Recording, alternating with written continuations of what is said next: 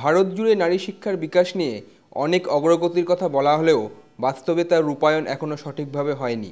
সম্প্রতি Techno India গ্রুপের college Techno India college of টেকনোলজির উদ্যোগে আয়োজিত এক ইনোভেটিভ বিতর্কের আসরে একথাই স্বীকার করলেন প্রতিষ্ঠানের ছাত্রী ঋতুপর্ণা দাস থেকে শুরু করে বিতর্কে অংশগ্রহণকারী বিদ্বজনেরা।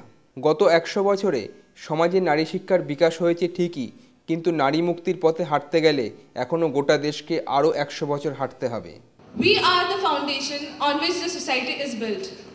Do not underestimate yourselves. It doesn't matter how you look or from where you belong.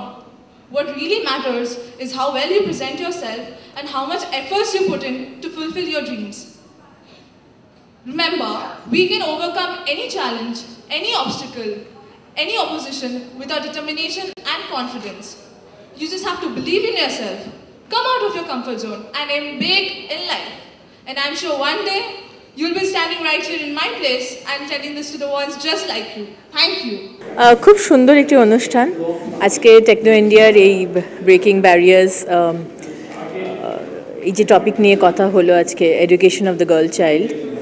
It was beautiful. আমাদের বিভিন্ন ফিল্ড থেকে আজকে প্যানেলিস্টরা ছিলেন এবং পার্টিসিপেট করতে পেরে খুব ভালো লাগলো। স্পেশালি আরও বেশি ভালো লাগলো because the students were the audience.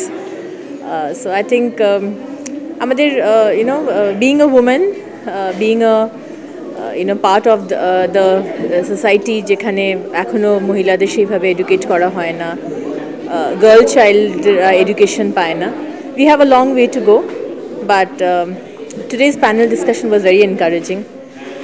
খুব ভালো লাগলো। বিতর্ক সভায় অর্থনীতিবিদ অভিরূপ সরকার থেকে সঞ্চালক সঙ্গীতা বন্দ্যোপাধ্যায়, চিত্রশিল্পী ইলিনা বণিক থেকে fashion designer Agnimitra Paul, doctor Kunal সরকার, অধ্যক্ষা শিউলি সরকার, আইএসআইয়ের প্রাক্তন ডিরেক্টর অধ্যাপক বিমল রায় সবাই এক বাক্যে স্বীকার করলেন শিক্ষায় আইকিউ লেভেলে নারী পুরুষ সমান সমান, কিন্তু সামাজিক প্রতিবন্ধকতাই নারীকে প্রতি পদে পিছিয়ে দিচ্ছে। সেই দরজা নারীকেই ভাঙতে হবে।